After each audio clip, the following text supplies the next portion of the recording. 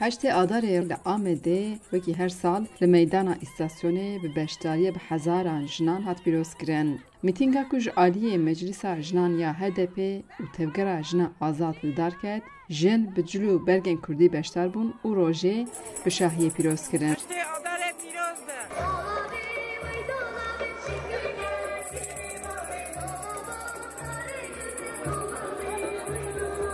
چند جنین که بشتر بون سر هشت آذر حزرین خواه و ها آنین زمان. هشت آذرش بنا من آزادیه. آزادی پیمتش کنه.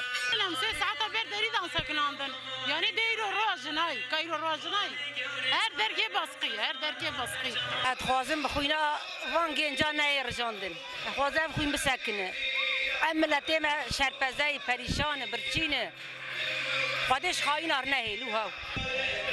دنیا بدنگه یعنی دنیا دنگه خناقه یعنی چه بیزنه ولی اندیم بریا زور و ظلمه هم دبیله هم اندی کتنه شوخه یعنی شوخه دانه یعنی هم تیه کشتن هم براسبه تیه کشتن زلزلم ظلمیل ملک انشالله خوشی در باز بو خدا انشالله مجموع قضا و بلا و نخوشی گرام حافظه بکا هم جبو سرخوبونه پیرکی و آزادیا پیرکنه و خبرنا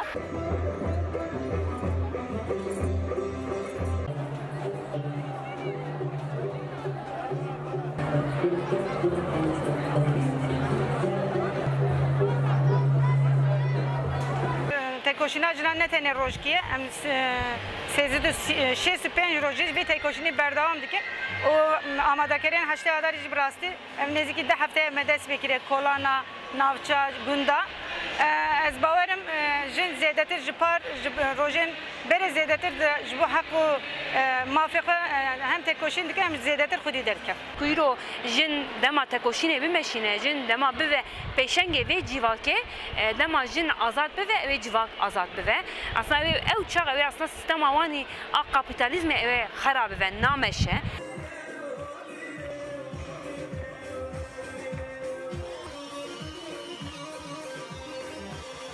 بردف که تفگر جنا آزاد عایشه گوکان دو طرف خدا بالیدا سر باندورا شهر آل سر جنان. شر جهان سی امین دا جن دخازم بکن کوچبر ایرو دناو سینیوران دا ایریشه لسر جنی رو رشیا دولتا نتوکو ام جنانا لسینیوران دین قتل کرن.